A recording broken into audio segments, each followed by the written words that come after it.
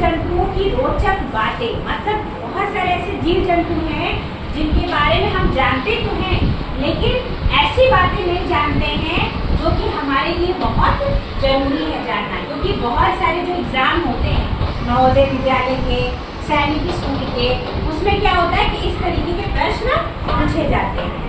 तो अब आपकी नवोदय की कक्षा शुरू हो चुकी है और आप सबको नवोदय की तैयारी भी करनी है। तो नवोदय की तैयारी के लिए आपको गणित भी आना चाहिए, आपको हिंदी भी आना चाहिए, आपको रीजनिंग भी आना चाहिए और सैनिक स्कूल में सामान्य ज्ञान के भी प्रश्न पूछे जाते हैं। तो हम लोग बात करेंगे जीव जंतुओं की रोचक बातें। मतलब ऐसी बातें जो आपको क्या करेगी, आपके दिमाग को घुमा देगी कि अच्छा ऐसा भी होता है क्या, है ना।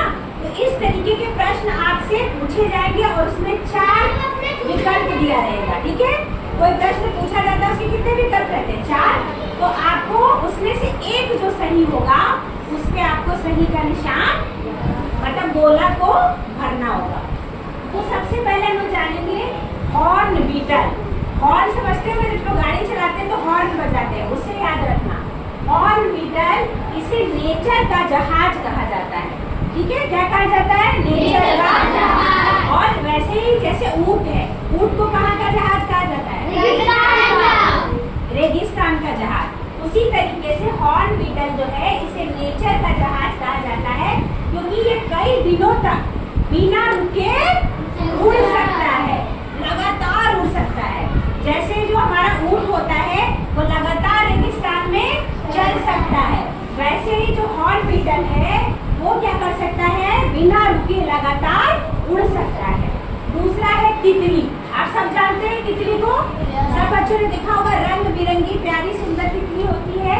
यह अपने पैरों से स्वाद का अनुभव करती है। पैरों से हम लोग स्वाद का अनुभव क्या करते हैं, जीभ से। और तितली किससे करती है, पैर से।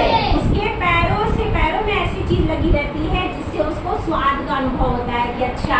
और तितली देखेंगे गुलाब के जितने फूल होते हैं उस फूल के ऊपर रहती है ना, और उसका रस चूसती है।